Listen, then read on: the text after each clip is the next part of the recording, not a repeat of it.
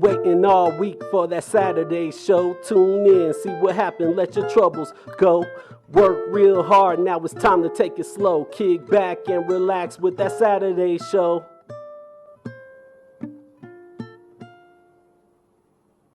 Good morning, Albuquerque, and welcome to another episode of That Saturday Show. Yes, it's Saturday, and you're back with us once again, and I know you're glad because we are too. We've got a great show lined up for you today. We've got music by the great Peter Niels. We're going to have Dave McCoy talking about the jet fuel spills here in Albuquerque. We have the incredible Zach Smith, who's going to be speaking straight from the pages of his campaign, Crime Matters More Than Who, where he's going to be talking about the consent decree and the continuing saga of APD and the corruption and arrogance that defines that department. But before we begin, let me just get something off my chest before we bring Tom Dent into this conversation. Congratulations to the 53 Democrats from Texas who abandoned the legislature, left the state, and are now in Washington, D.C., campaigning and encouraging the members of Congress, and the Senate in particular, to pass Senate Bill 1 and House Bill 4. That's the For the People's Act and the John Lewis Voting Rights Act. In case you've missed it, voting rights, particularly for people of color, but anybody else who's serious about voting rights is in jeopardy all across this country. Republicans are conspiring at every turn. And why are they doing it? They're doing it because they don't have a program. And the only way they can get elected or reelected is to cheat, to lie, and to steal. Can we say Donald Trump? Yep, that's what's happening. He's at it, and they're behind him. And we've got to do whatever we can to protect our vote and make certain that no matter how hard the Republicans try. Well, you know, Jim, that states' voting rights for their own elections are federalist. I mean, they can manage that.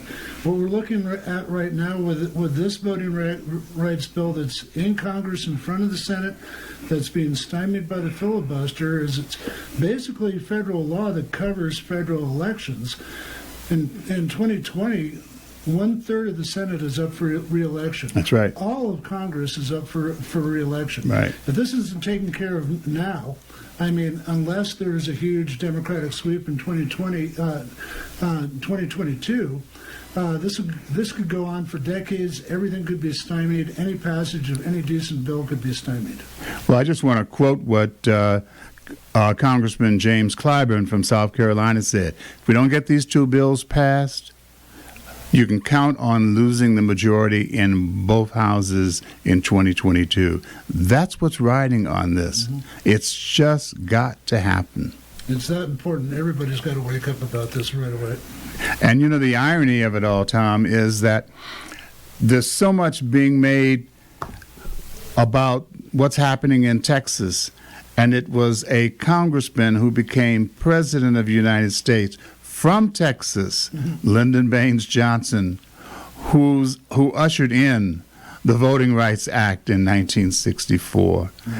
That's what is so ironic about this, that Texas has done a complete flip, and those people down there have lost their minds.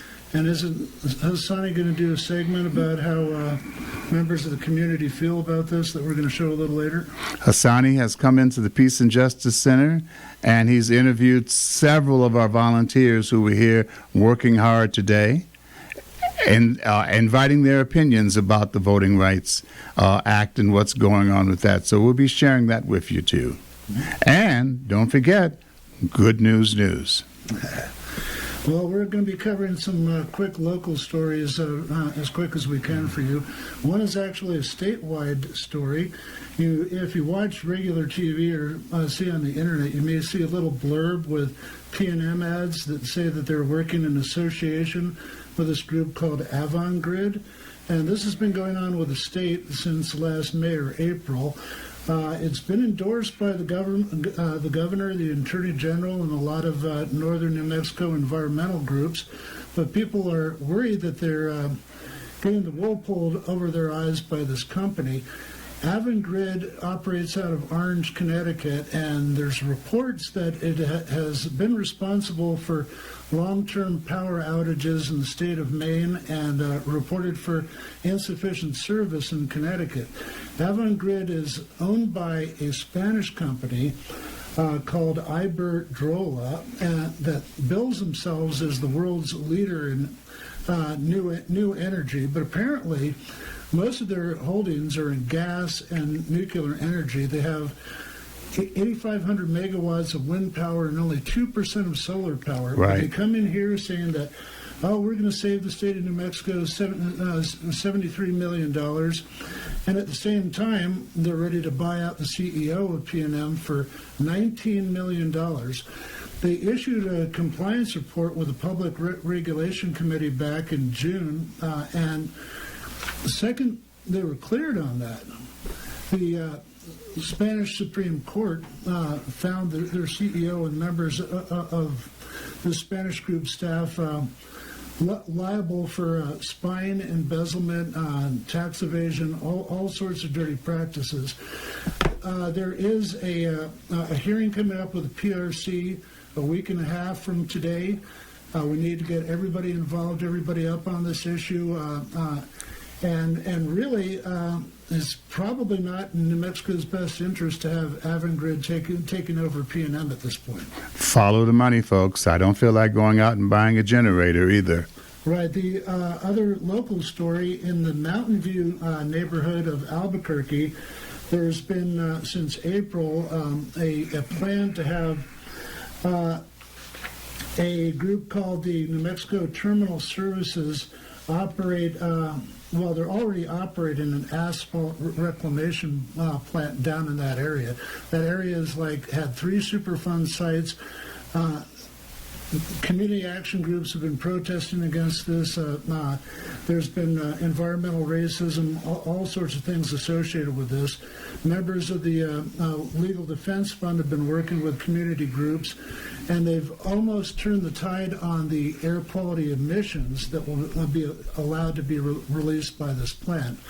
And if you want more information on this, there's a huge squabble going on with the Air Quality Control Board and the City Council, where they're trying to have members disbarred for bias. But there was a hearing coming up on the 17th. They're probably going to postpone that. But please go to the Mountain View Coalition Facebook page for more information on this issue.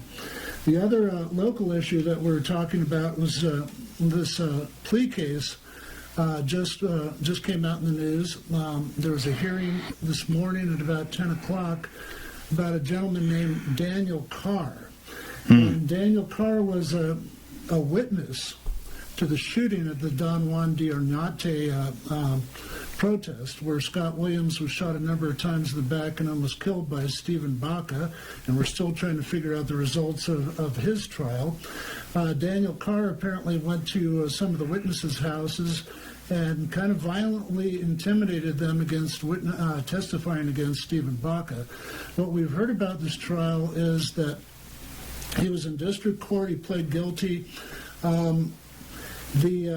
The state is working to deal with the district court to skip a felony charge on him. He's probably going to get 3 years of probation, not allowed to use alcohol, drugs, or firearms. And there's also a rumor, a lot of people substantiate this, but we'll just say it's still up in the air, that at a protest before then, there was an argument about a Black Lives Matter sign where he actually was seen pulling a gun on protesters. You know, some of the volunteers this morning were talking about the Daniel Carr case, and they were beginning to wonder if this probationary business might roll over to the Stephen Baca decision as well. They seem to be well connected with some people here, some shady people in Albuquerque, but well connected nonetheless. So the reason why we probably have not heard more about the Stephen Baca trial is because they're looking to cut the same kind of deal. Well, this also ties in an odd way with Bradley Burris, the Proud Boy who was involved in the controversy of having his art being shown at the South Broadway Cultural Center. He said, I kind of slunk back to my religion, and I was a little bit intimidated by the Oath Keepers. But then you have the Oath Keepers, you have the Cowboys for Trump, you have the Three Percenters. Daniel Carr identified himself as a Three Percenter. You have the militia. All these people that may or may not have ties to right-wing megachurches around here, and I won't say Legacy or possibly Calvary. Right. So we've got a lot. There's a lot happening. So at this point, let's just stop for a minute and get some good news. Get some good news in. Hassani, bring it to us. Thanks, Jim, and welcome to Good News News. I'm your correspondent, Hassani Olujimi, and I'm Gugu for Good News. The goal of this segment is to inspire and uplift you, the viewer, with nothing but good news. Let's jump right in. 2 Boy Scouts saved drowning woman from floodwaters. Let's learn a little bit more. When 15-year-old Dominic Vett and 16-year-old Joseph Diner passed a basketball court that had turned essentially into a water polo area, they heard the frantic shouting of a young woman, desperately trying to keep her head above water. The boys had seen the woman swimming with a friend earlier, but now it's obvious that she is drowning. The first thing that came into my mind was to get into the water, Dominic told CNN. We didn't have time to think. Her head was barely above water and we could see her sinking every second. We didn't think about the risk. We had to get her out. Heroes, being heroes, hoisted the woman up on their shoulders and brought her to safety, where emergency services were administered. Now, authorities always warn us, so let's pay attention again. Floodwaters are no conditions to be swimming in. There can be sewage runoff, loose chemicals, down power lines charging the water with electricity, or physical debris as manhole covers that might lift out of their sockets by the force of water. Now, the fire department will be honoring the 2 boys with a Citizen Life Safety Award. Now, isn't that good news? Bravo, Dominic, and bravo, Joseph. Speaking of water, why did the ocean break up with the pond? She said he was too shallow. Well, now wait a minute. It could have been, that's better than asking you, what are the 2 main reasons you never drink water out of the toilet? Number 1 and number 2. Gotcha. Now, let's move on to something a little sweeter, shall we? Jimmy Carter and Rosalind Carter celebrated 75 years of marriage. Now, that's real good news. Congratulations and happy anniversary, you two. I remember a buddy telling me that he could not wait to marry Mrs. Wright. He just didn't know that her first name was Always. Got you again. Now, speaking of always, let's check in with our favorite sassy grandmother, Little Big Mama. What do you have for us today, lady? Thank you, Hassani. I love a good marriage story. I remember when my husband and I were first married. He used to cook for me like I was a goddess by placing burnt offerings in front of me every night.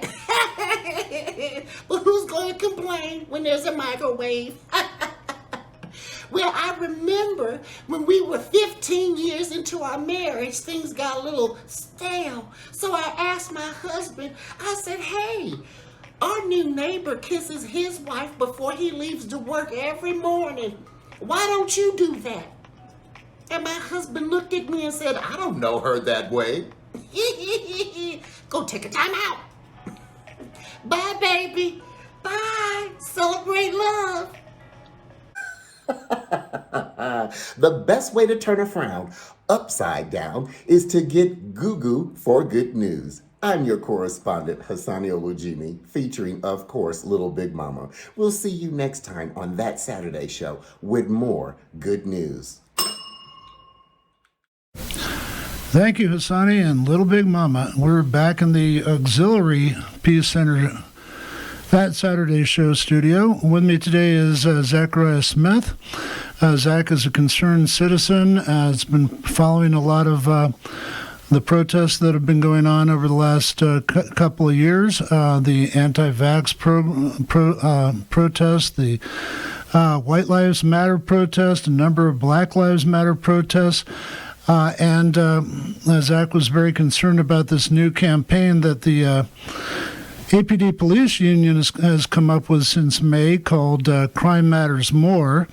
Apparently, the police union is spending close to $70,000 on a public relations campaign with an outside public relations group to say that the DOJ, the feds, and the consent decree that came in here over 8 years ago is basically bloating the department, wasting time, and taking time away from cops on the street from fighting real crime. And we've seen in other cities where the consent decrees have been that it's actually kind of helped straighten out the police departments, help them with better training, better de-escalation. And recently, Zach monitored a Crime Matters More Than Who Zoom webinar put on by the Central New Mexico League of Women Voters, where they were talking to the independent monitor on the consent decree, Dr. James Ginger, who just filed his 13th report on APD about excessive use of force and standard operating procedure. And yeah, Zach has some feedback from that, and he's also very concerned about, what's going to happen to the city if the consent decree goes away. Sean Willoughby, the president of the union, would like to say that fighting crime will improve. The city has their own opinion about that. They think that they can do the same thing at the same time. And in Pittsburgh, Seattle, and other cities, the second the consent decree went away, crime actually got worse. So, Zach, welcome to the program. Would you like to make some opening remarks? No, not really. We can get straight in. Okay. So, what was your reaction to the latest remarks about from Dr. James Ginger? Well, I wasn't very comfortable with them, to be honest. A lot of it seemed like a lot of sugarcoating, pandering, not really getting to the points, really, because he couldn't really say a lot because of legal issues. But, I had some questions that he probably wasn't expecting to be asked, and so of course they weren't answered. Well, I guess the webinar made it sound like more like it was going to be in reaction to the union's current practices than just a seminar with Dr. Ginger. But when you look at money, I mean, we've spent a heck of a lot of money on the independent monitor and his investigative team. They all live out of state. There's 9 to 11 members.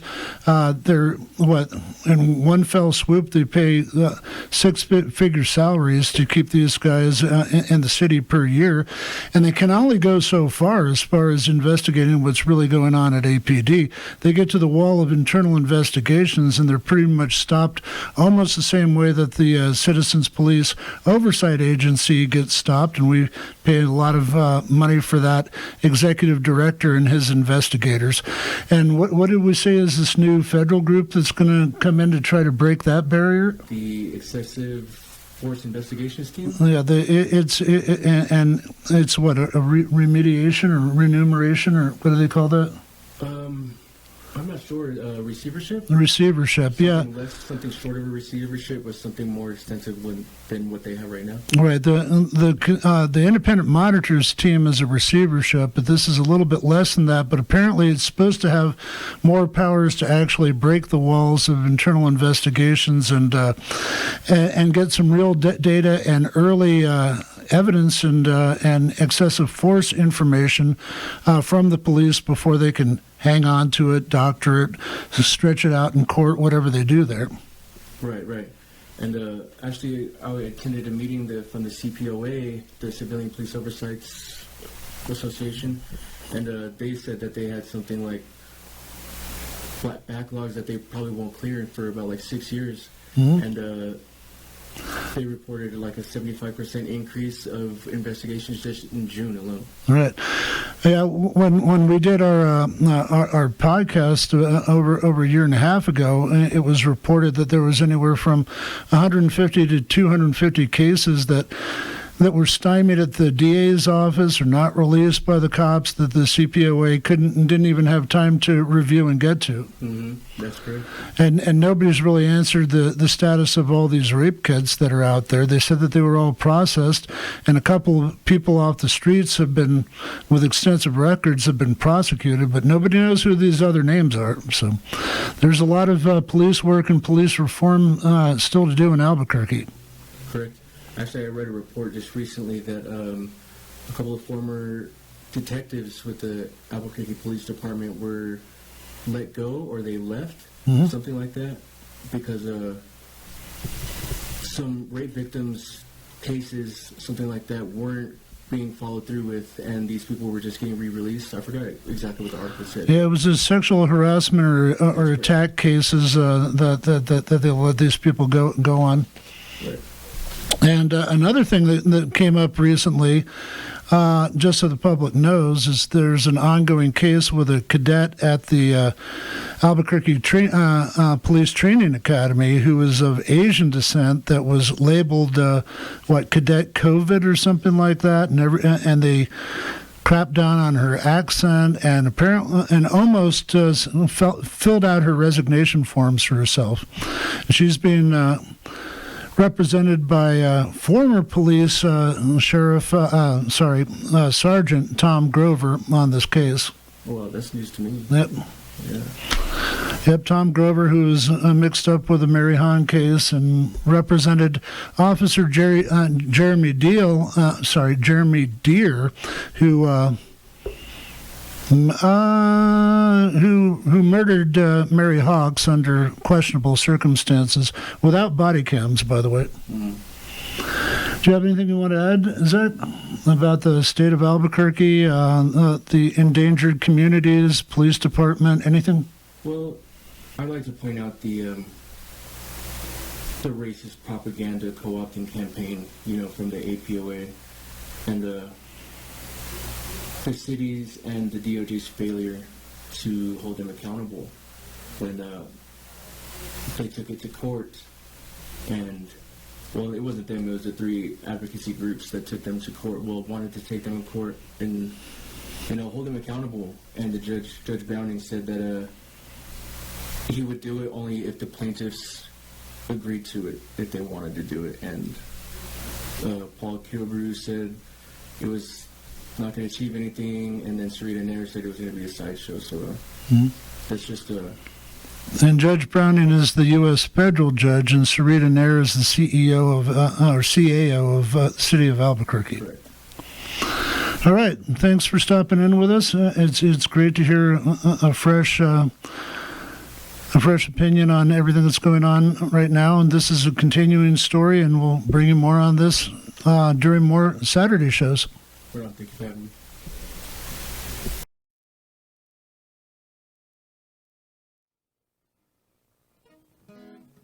I want to play a couple more songs.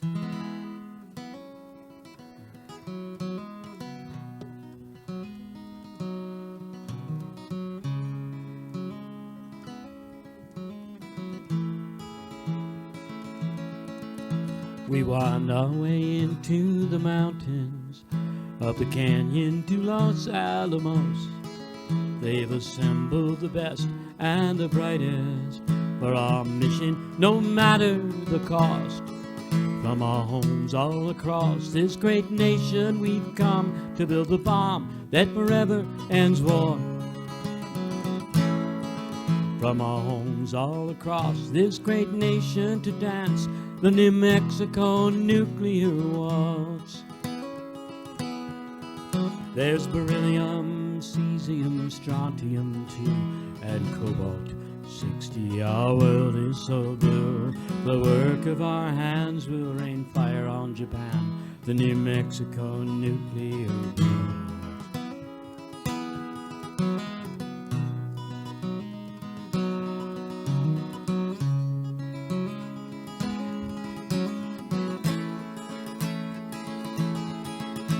There were lots of good jobs on the res then, mining and milling the ore, and the yellow dust clung in our lungs, but the scientists said it's okay.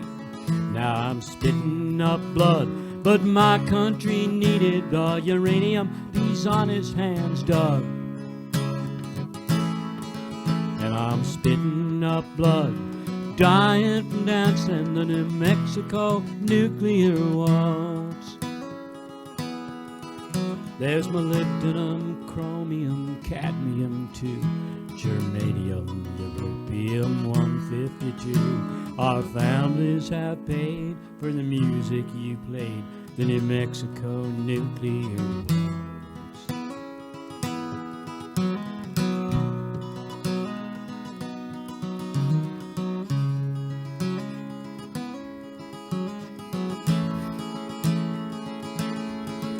Our depleted uranium weapons burn 10,000 degrees when they hit. They're made of the leftover nuclides from building our nuclear dreams. And we murmur the lie, fewer people will die for the work that we're doing out here. And we murmur the lie as we line up to dance the New Mexico nuclear waltz. There's technetium, thorium, tritium 2, promethium, tantalum 182. We'll dump it out back, or perhaps on Iraq, the New Mexico nuclear waltz. The ghosts of the dead remain. They wander this earth enshrouded in flame. Crimes against innocence cannot be justified.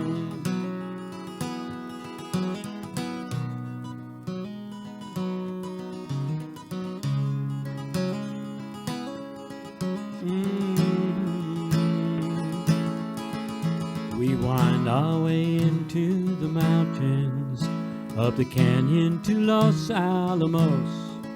They've assembled the best and the brightest for our mission, no matter the cost.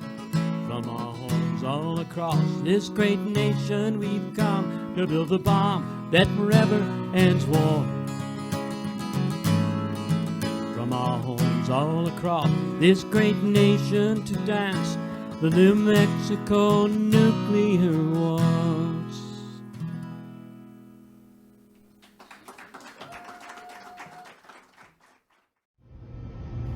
So, we're here on the streets with That Saturday Show, and we're standing right outside the doors of the Albuquerque Center for Peace and Justice, and we're talking to two of our wonderful and well-informed volunteers. We're talking today about voting rights and the national campaigns that are going on, and I thought we'd just drop in and ask our friends, Denise and Karen, to just share, just weigh in and give us their thoughts on what's happening with this voting rights mess that's going on. Karen? Oh, I think they're just trying to make it as hard as possible for the people to vote, because the Republicans want him back in again. And so that if they can make it as hard as possible and make it a law that restricts them from voting rights, they will get it. They will get back in. Denise? Well, I agree that the Republicans are trying to make it harder for people to vote. They don't like it that last time people turned out in tremendous numbers, and they don't like the results. So now they want to change the results. So they can't get people on their policies, so they want to do it the old-fashioned way, cheat. That's what it all comes down to, just cheating and lying and restricting people and suppressing the vote. Right. You know, and that's what they're up to. So, smart move on the part of the Democrats in Texas to leave the state and go up to D.C. to, in fact, plead their case and push for the federal voting rights legislation that's being voted on and hopefully enacted up there. Have you all had any thoughts about that important move by the Democrats who really just took it upon themselves to get out of Texas and prevent them from having reform in the legislature there? I'm all for it.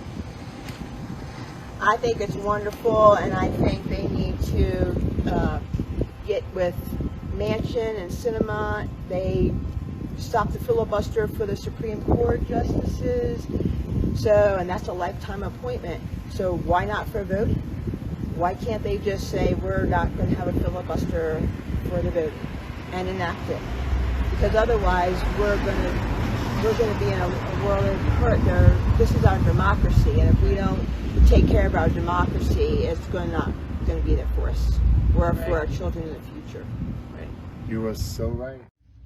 So, we're continuing our discussion with the man on the street for that Saturday show, and this time we're indoors at the Albuquerque Center for Peace and Justice, and we've got the wonderful opportunity to talk with our dear friend and longtime volunteer, Maureen Wright. Maureen, we're talking today about the voting rights madness that's going on around the country, and particularly about the very wise move that's been made by the Democrats in the legislature in Texas who've left and gone up to D.C. I just wanted to take a moment to get your thoughts about what's going on with this voting rights business, and what do you think is behind it all? Well, I think that's behind it all is trying to keep people from voting. And that's the only way the Republicans can get in, as I see it. But I know that we have the possibility of a good federal law coming up, and I don't know why we can't get them to vote on it, because I think that would solve everything, because then it would be federal. It wouldn't just be, the states making these terrible, terrible kinds of laws about restricting votes, and I think that has to be stopped. And the only way to stop it is with HR 1. So I think we need to do that. HR 1 and or SR 1. Maybe. SR, yeah, and the John Lewis voting rights bill. Those two pieces of legislation are just critical to preserving our right to vote and protecting people, and above all, protecting democracy. That's right, and I admire the Texas Democrats for going to D.C. to try to do something about that.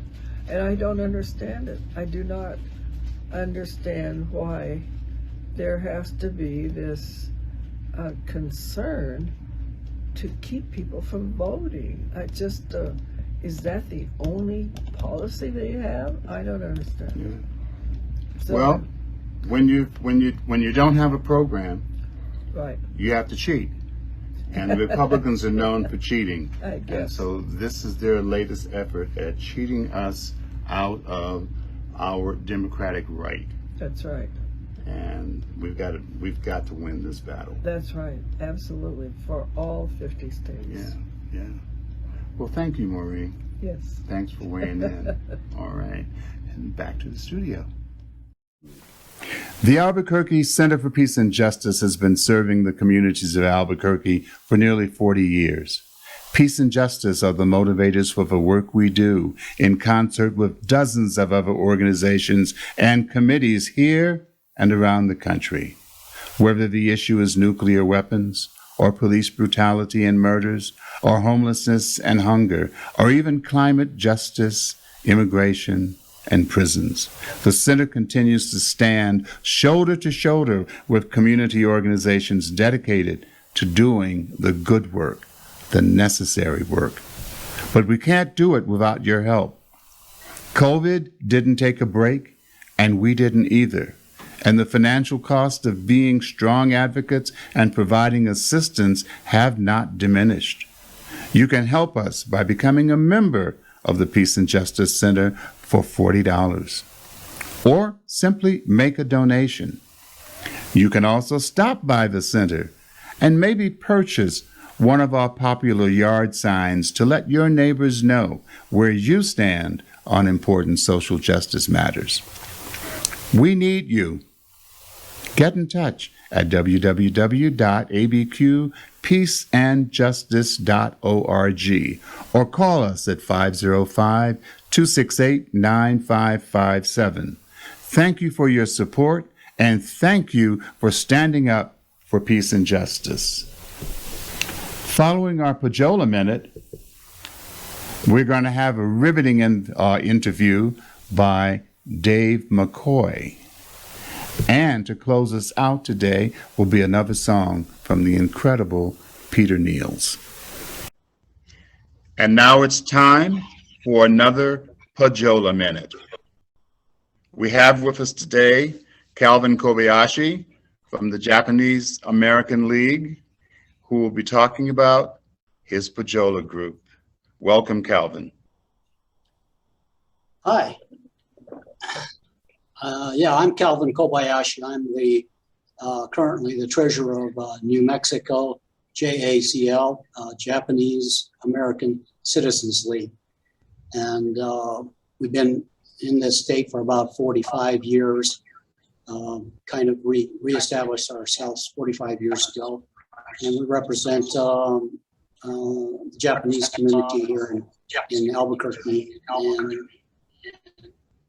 most of New Mexico, I guess you would say. Our purpose is one of civil rights and equal rights, and that's what we try to promote from our organization, and we do that in various ways throughout the year. One of the reasons I'm talking to you today is to let you know that there is going to be a Japanese fall festival called Aki Matsuri in September the 26th, Sunday, and it's going to run from 10 to 5 o'clock, and it's going to be at the Veterans Memorial Park, and it'll be outdoors. And if you haven't been to the park, it's a beautiful park and grass and wonderful audience area. We'll be putting on a stage show right from 10 o'clock till 5.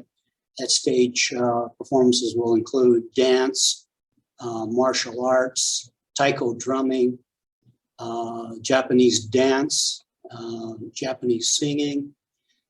So it's a celebration of the Japanese culture, and we'd love to have you come out and join us for that. As I said, it's this Sunday, or Sunday the 26th, September, and along with that performance area, there's obviously going to be some booths there. There'll be food booths featuring all kinds of different foods over there. We're going to have the famous Japanese hot dog, which is our version of hot dog Japanese style. So that'll be there for you. And there'll be some traditional Japanese food there as well. In the inside conference area, we're going to have the art event. We call it the art event. It's basically artists that are doing Japanese style or Japanese origin art, or artists that are Japanese doing any kind of art. So it's kind of an unusual genre, if you will, and but it's going to be really nice. We'll have right now we scheduled about 15 or 20 artists that'll be there. We're going to have the bonsai group there, which is the miniature plants that there. They have a huge, beautiful showing. It will be worth your time just to come see that alone. we're hoping to have an ice sculpture person there. There's going to be somebody that's actually teaching sumie, which is the art of ink art, and then we'll have ikebana, which is flower arrangements, Japanese style. So it's a wonderful day, and we hope you make some time to come out and see us. Again, that's September the 26th of this year, and COVID's lifted. We'd love to see you in person and enjoy the day with us. You're watching another episode of That Saturday Show, sponsored by the Albuquerque Center for Peace and Justice. I'm Jim Harvey, your host. And as I announced earlier, we are now honored to have with us attorney Dave McCoy, who is the director of Citizen Action New Mexico. Aviation gas, jet fuel, mixed waste landfills. What a mess. What a toxic mess. Welcome, Dave. Thank you, Jim. It's good to be here. So tell us, what have you been doing in your spare time? Well, the last 15 or 16 years, I've been looking at first the mixed waste landfill. Now, in 2008, it was announced that there was a jet fuel spill at Kirtland Air Force Base that had left the base. And so I became interested in that issue as well. So it's been more than a decade looking at both of these aspects.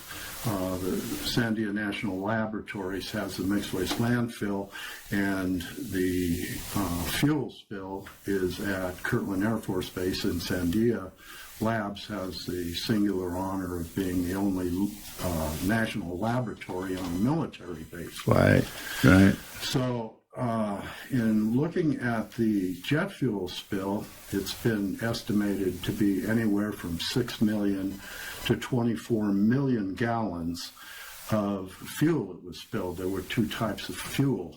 One was the actual jet fuel, which has benzene, toluene, ethylbenzene, and xylene in it. And the other component of that fuel spill was aviation gas. The aviation gas had an anti-knock compound in it called ethylene dibromide, EDB. If you need to remember that, it's every dog bites. So to give you an idea of how toxic ethylene dibromide is, there were 2 grams of ethylene dibromide in every gallon of aviation gas. And there were probably millions of gallons of aviation gas that were spilled. 2 grams of this will contaminate 9 million gallons of water. Okay. Wow. So Kirtland Air Force Base is very proud of the fact that they've extracted, I don't know, somewhere between 80 and 100 teaspoons of ethylene dibromide after extracting hundreds of millions of gallons of water from the aquifer. Okay, so if there were millions of gallons of aviation gas spilled, that means there were millions of teaspoons. Millions of teaspoons. Of ethylene dibromide. Good So grief. it's a real problem. And the fact that the estimate is so wide between 6 and 24 million gallons is an indication of how they don't know exactly how much was spilled and how big the problem is that they're facing. Well, given the close proximity to Albuquerque in particular, you know, this is a huge toxic threat to our health by way of air and water, isn't it? Well, there is the water contamination part of it, and but there's also the potential for soil vapor to be coming off of the spill, and that's supposed to be investigated. The spill itself is a mile and a quarter long, and it's 80% of the size of this plume is off of Kirtland Air Base. Okay, so that means that there's a considerable expanse of water for the city of Albuquerque that's unavailable for Albuquerque's use because it's contaminated. So recently, within the last year, there's been some Mayday, I call them Mayday memos, from the city of Albuquerque's Water Utility Authority and also the Water Utility Authority hydrology staff. And I'd like to read you what they are saying. One memo went to the, well, it was actually a letter. It went to the governor, and the other was a technical memorandum in November 2020 that went to the New Mexico Environment Department. Wow. Neither of these memoranda and the letter have been answered by the Environment Department or by the governor, okay? How do I know that? Because I sent in a public records request. It's like a Freedom of Information sure. Act type of thing.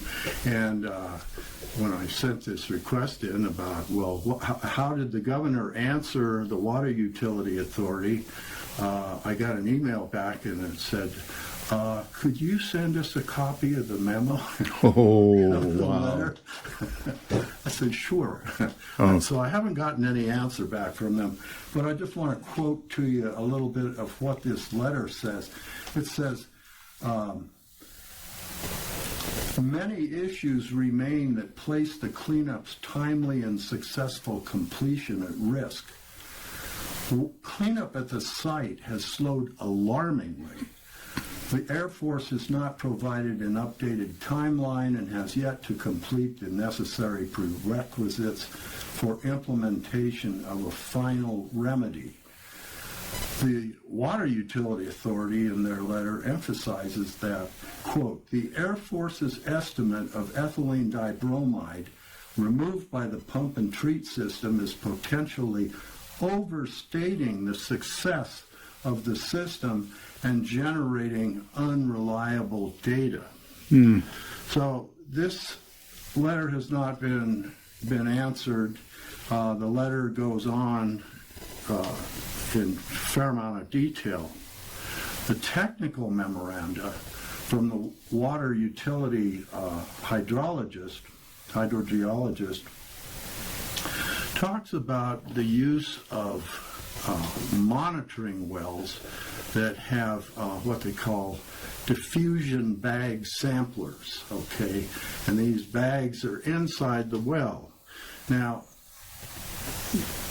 they complain about the use of over 100 of these bag samplers in the monitoring wells because they're not accurate, okay? And they complain about that to the Environment Department.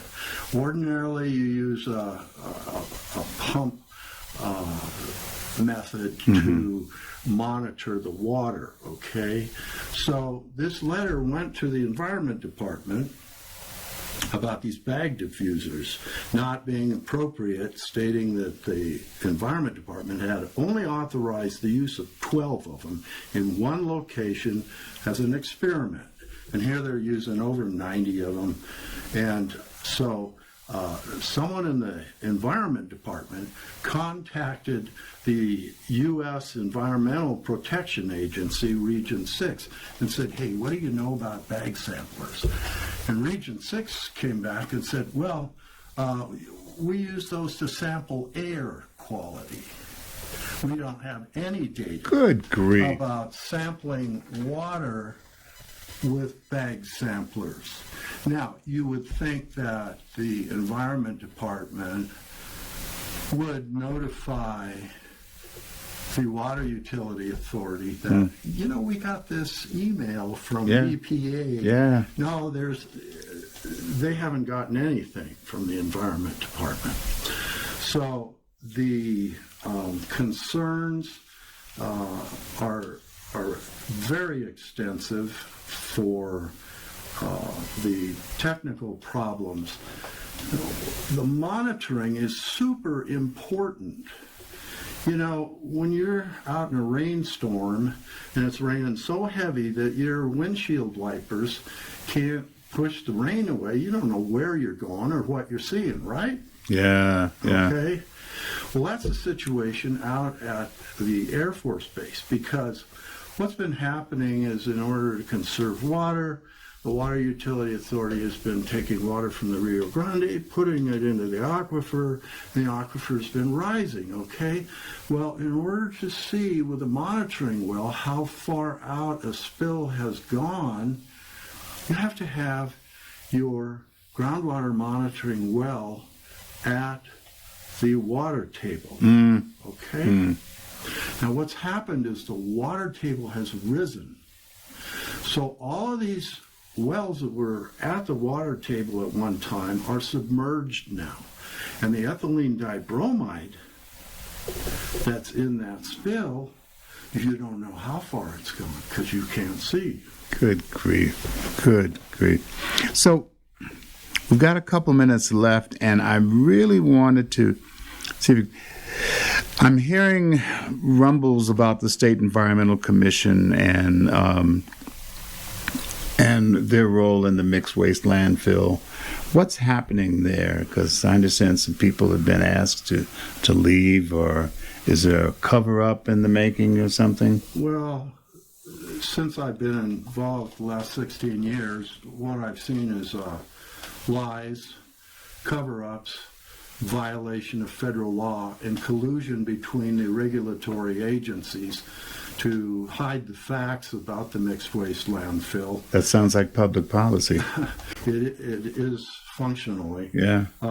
And finally, in 2016, there was a final order from the New Mexico Environment Department secretary that said, look, you got two options, because the dump dirt cover is not legal, okay? You either have to make a new dump with liners underneath the dirt cover and underneath the dump, or you have to excavate it and ship it off-site. Sandia was required to do a 5-year review, which they turned in 2019. The 5-year review said, you know what, it would be cost-effective, easiest regulatorily to excavate the dump and ship the waste off-site. And we have locations where we can send it all. We can use robotic equipment. The workers are all covered in suits. You use a building that cover the excavation site that has negative air pressure so you don't have fugitive dust escaping, that kind of thing. They said we can do it. So, of course, the New Mexico Environment Department comes back and says, well, no, we're just going to let you leave this stuff in the ground. Whoa. You know, and so it's the same pattern of irresponsible regulatory conduct. The stuff that's in the mixed waste landfill is going to be toxic for hundreds of thousands and some of it for millions of years. And you're not going to be able to monitor that. And they've covered up their own contractor studies that said, look, that dirt cover is not going to be protective for the length of time that you need to have it be protective, you know. So there's a real problem with a mixed waste landfill, and the Environment Department is not addressing it responsibly. So, just wrapping this up, What are the implications for the citizenry here in Albuquerque? Well, the implications are we have a tremendous amount of toxic material in the ground that's above our aquifer and is currently in the aquifer and entering the aquifer from the mixed waste landfill. In the mixed waste landfill case, there is sufficient TCE, PCE, and PCBs to contaminate literally trillions of gallons of water. I'm not exaggerating here. Right. So there's a real problem if cleanup is not effectively done, and I don't see it happening at the present time. Wow. We've been talking with Dave McCoy of Citizen Action in New Mexico, and this is alarming, to say the least. This is alarming. What's most alarming to me is the lack of regulatory action to really address this. So we can contact Dave at RADFREE, New Mexico, RADFREE dot NM dot ORG, RADFREENM dot ORG for more information. And this is a discussion that's got to continue. Thank you, Dave. Thank you, Jim. All right. Appreciate it.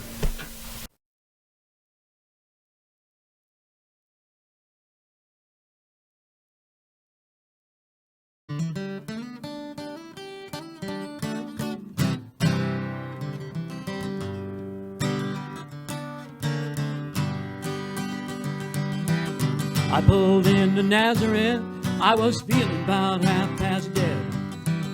I just needed some place where I could rest my head. Said, mister, can you tell me where a man might find a bed? Just grinned and shook my hand, but no was all he said. Take a load off Annie, take a load for free. Take a load off Annie and put the load right on me.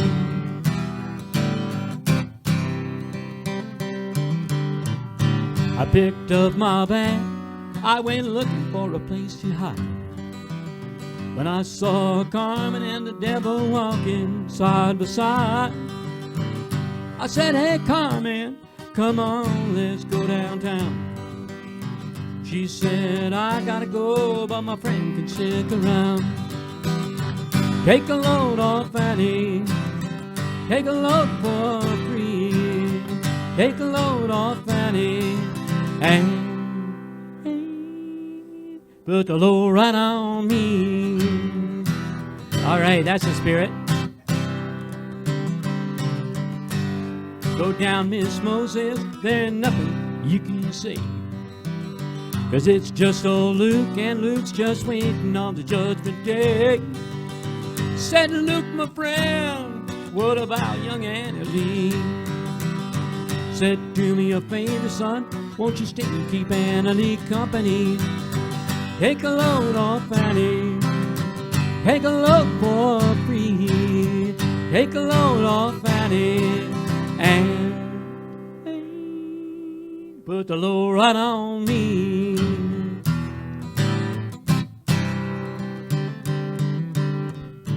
Crazy Chester followed me, and he caught me in the fog. He said, I'll fix your wreck if you take Jack, my dog. I said, wait a minute, Chester, you know I'm a peaceful man. He said, that's okay, boy, won't you feed him when you can? Take a load off Annie, take a load for free. Take a load off Annie and put the load right on me.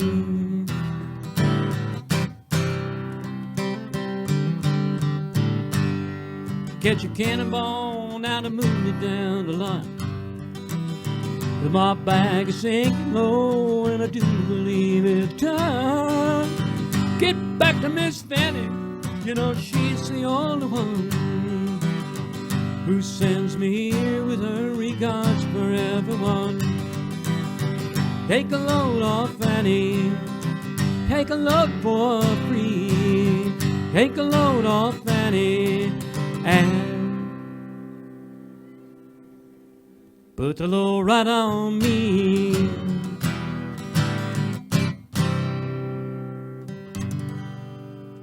Thanks.